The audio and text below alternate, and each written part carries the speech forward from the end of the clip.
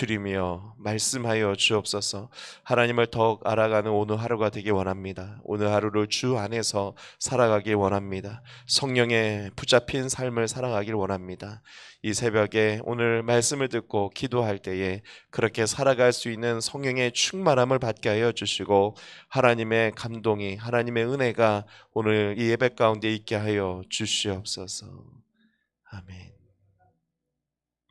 사랑과 은혜가 많으신 하나님 아버지, 오늘 새벽의 예배를 우리에게 허락하여 주시니 감사합니다.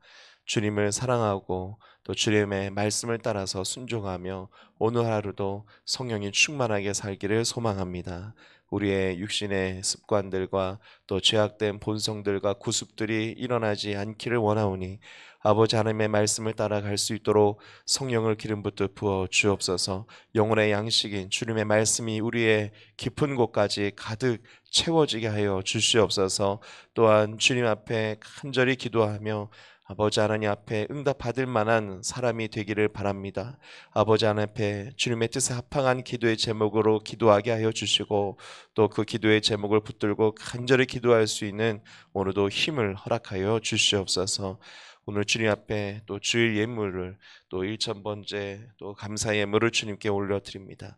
아버지 하나님, 가족들을 위해서 또 주님 앞에 소원을 담아서 하나님께 예물을 드리고 기도하는 모든 기도들 응답되게 하여 주시고 하나님의 축복과 은혜가 있게 하여 주옵소서. 이 모든 말씀 예수님의 이름으로 기도했습니다. 아멘. 오늘 우리에게 주시는 하나님의 말씀은 고린도후서 3장입니다. 고린도후서 3장입니다.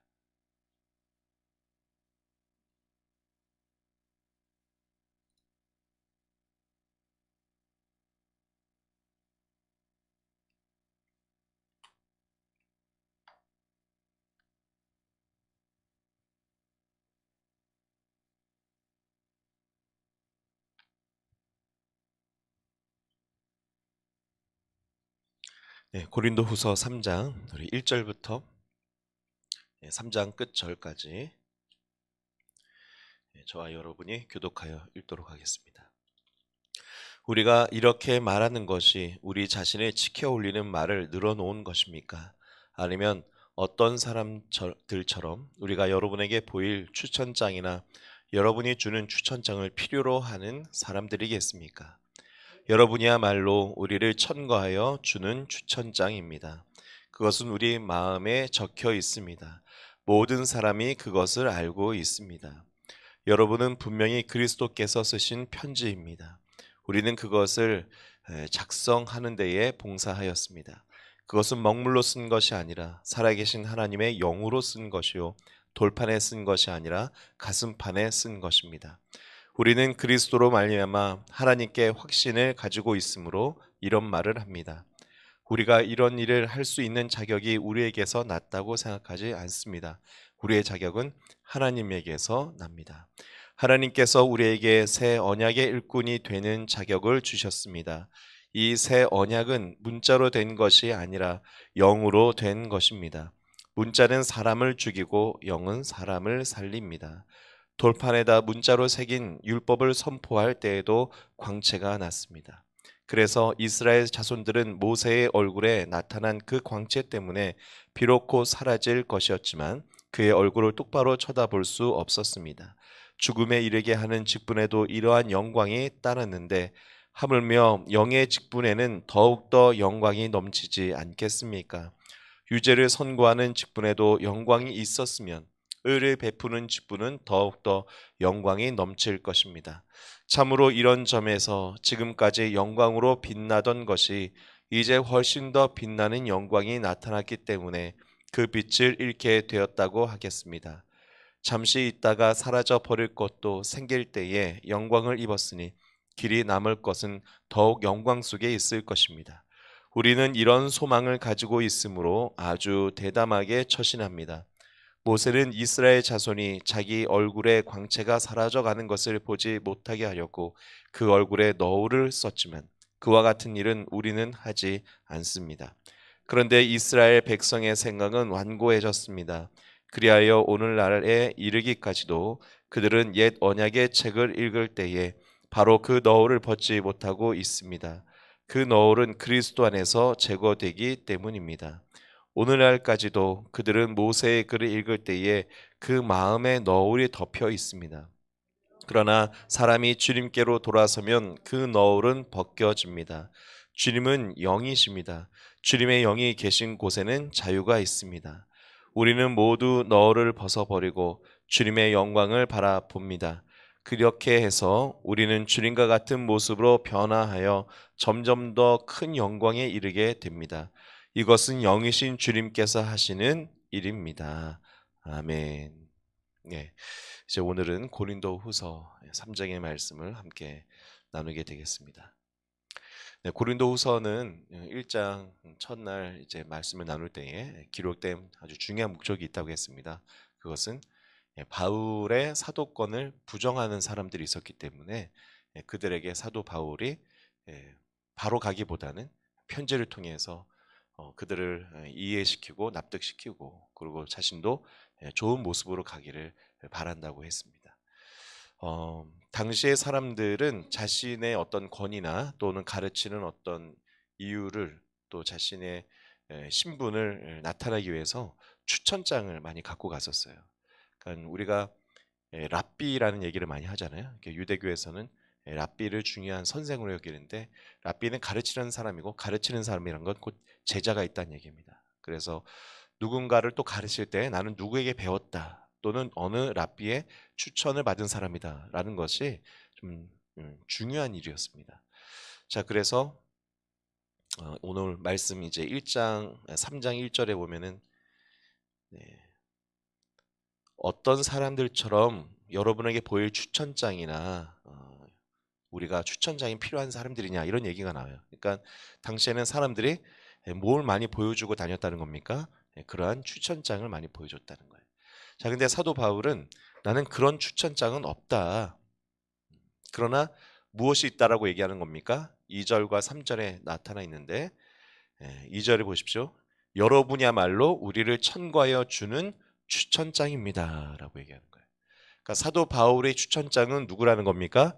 바로 고린도 교회에 있는 성도님들. 자, 이들이 왜 추천장입니까? 바울의 전도를 통해서 또 바울의 교육과 가르침을 통해서 교회가 세워지고 그들이 구원받아 변화된 사람이 됐기 때문에 바울에게는 바로 당신들의 나의 추천장입니다. 또 3절에는 뭐라고 표현했냐? 여러분은 분명히 그리스도께서 쓰신 편지라는 거예요. 자, 이걸 참 우리가 잘 기억해야 됩니다.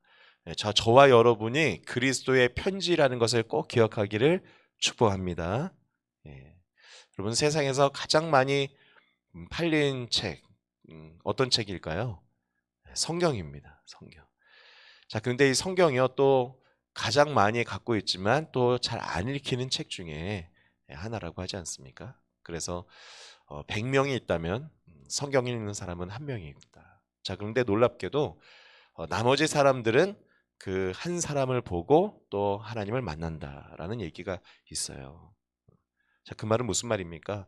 사람들이 성경은 다 읽지 않더라도 누구는 본다는 겁니까? 그 하나님을 믿는 사람들을 보고 있다. 자, 저와 여러분이 그리스도의 편지가 되어야 될 줄 믿습니다. 그래서 내 안에 하나님의 말씀이 또 실천되어지고 또 나타나고 하나님과 내가 함께하는 삶이 참 중요하다는 것입니다. 자, 그러한 것이 발에 영으로 쓰여진 것이라는 얘기예요. 그러니까 우리가 그리스도의 편지인데 내가 영으로 쓰여졌다는 것은 어떤 신비한 일들을 말하는 것이 아니라 하나님의 말씀을 내가 그렇게 살아가고 있는 삶, 그것이 바로 영에 쓰여진 것이고 돌판에 쓰여진 것이 아니라 어디에 새겨진 것이라는 겁니까? 가슴판에 새겨진 것이다. 참, 오늘 우리가 이 새벽에도 하나님의 말씀을 가슴에 새기기 위해서 온 줄 믿습니다. 가슴에 새겨야 됩니다.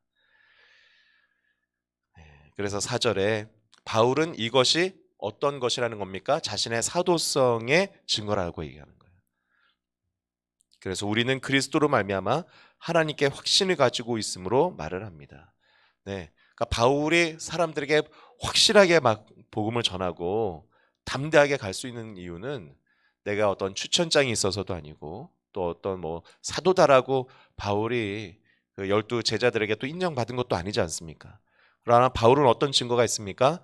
다메섹에서 예수님을 정말로 만났었고 그 순간 허물이 벗겨졌다는 겁니다. 눈에. 그것은 성경을 바라보는 관점이 바뀌게 되었다는 것이고 정말 진리가 무엇인지 가려져 있던 것들이 벗겨지면서 진리를 알게 됐다는 얘기예요. 그래서 자신은 하나님의 부름을 받은 이방인의 사도라는 것을 깨달았고 이 사역을 감당하고 있다. 그래서 5절에 하단부에 나와 있죠. 우리의 자격은 누구에게서 났다? 하나님께서 났다. 그러니까 나는 하나님께로부터 부름을 받아서 이 사역을 하고 있다라고 하는 겁니다. 자, 그래서 무슨 일꾼이 됐다는 겁니까? 참 6절이 중요한데요. 바울은 그렇게 하나님께 부름을 받아서 무슨 일꾼이 되었습니까? 새 언약의 일꾼이 된 거예요. 새 언약. 자, 새 언약이 있다면 옛 언약이 있습니까? 없습니까? 있죠. 그게 우리가 옛 언약, 옛 약속해서 구약이에요. 또 새 언약은 신, 그리고 약 해가지고 신약입니다. 그럼 바울은 새 계약의 일꾼이 된 거예요.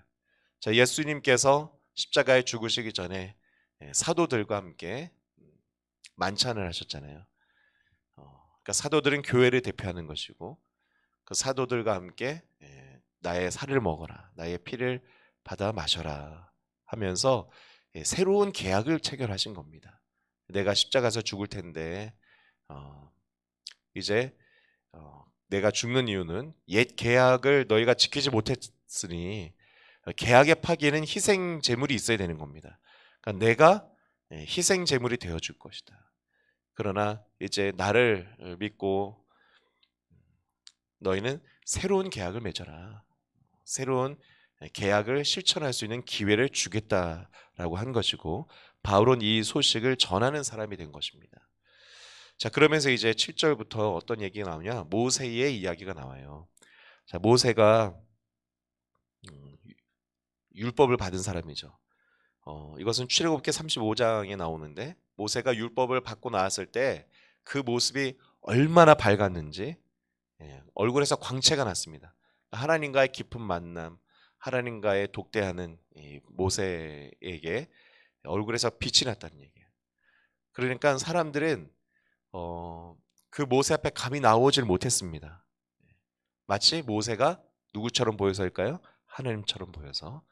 자, 그래서 이제 모세가 사람들이 자신을 숭배하고 자신을 하나님으로 오해할까봐 수건으로 얼굴을 가렸다는 모습이 나타나요. 지금 바울이 그런 얘기를 합니다. 자, 그렇게 옛 언약인 율법을 전해주는 모세도 그렇게 빛이 났다. 구약의 유대교 사람들은 이 율법을 오해해서 이것으로 조문을 만들고 그것으로 사람들을 오히려 죽게 하는 일을 했었죠. 자, 이런 오해가 일어나게 되었던 그 율법도 옛 계약도 이렇게 모세를 빛나게 했었는데, 자, 오늘날 우리가 새 율법을 받게 된다면 어떤 일이 일어날 것인가? 우리 16절 볼까요? 우리가 예수 그리스도를 통해서 새 언약, 하나님의 말씀을 붙들게 된다면, 새 계약의 일꾼이 된다면 16절에 사람이 주님께로 돌아서면 그 너울은 벗겨진다. 우리가 주님을 알게 되고 하나님의 계약법, 새 계약을 붙들고 새로운 삶을 살게 된다면 우리 마치 뭔가 거쳐져 있는 이 수건과 쌓여져 있는 것 같은 이런 삶이 벗겨지고 17절에 주님의 영이 임하시게 되는데 그 영으로 뭐가 주어진다는 겁니까? 자유가 주어지게 된다. 자, 그래서 우리 18절을 같이 읽겠습니다. 18절 시작. 우리는 모두 너를 벗어버리고 주님의 영광을 바라봅니다. 이렇게 해서 우리는 주님과 같은 모습으로 변하여 점점 더 큰 영광에 이르게 됩니다. 이것은 영이신 주님께서 하시는 일입니다. 아멘. 자, 저와 여러분에게 오늘 새벽에 또 영상을 통해서 현장에서 또 기도하고 말씀을 붙드는 모든 분들에게 이런 일이 있기를 축복합니다. 우리가 신앙생활에 하나님의 진리를 잘 깨닫지 못할 때에 그래서 신앙생활을 어떤 종교생활처럼 또 교리를 지켜 행하는 것으로 또 하나님을 두려운 분으로만 율법을 하나님의 말씀을 지키는 것이 부담으로만 느껴질 때는 마치 그것이 너울에 감겨 있는 것 같다는 거예요. 여러분 생각해 보세요. 내가 살아가야 되는데 지금 우리가 마스크 하나 쓰고 있는 것도 굉장히 답답하죠. 근데 거기에 이제 눈까지 뭐 항상 가리고 다녀라 그러면은 다닐 수 있습니까? 없습니까? 그게 너울을 수건을 얼굴에 가린 것과 같은 거거든요. 그러니까 신앙생활을 새 계약의 비밀, 성령과 함께하는 이 구약과의 큰 차이가 뭡니까? 하나님의 말씀을 구약 시대는 사람들이 지킬 수 없다는 것을 확인했고, 그래서 신약 시대는 하나님께서 뭘 보내주셨습니까? 성령을 보내주셔서 이제는 그 성령의 인도함을 받고 성령의 은총 가운데에 정화의 은총을 경험할 수 있게 해주셨다는 거예요.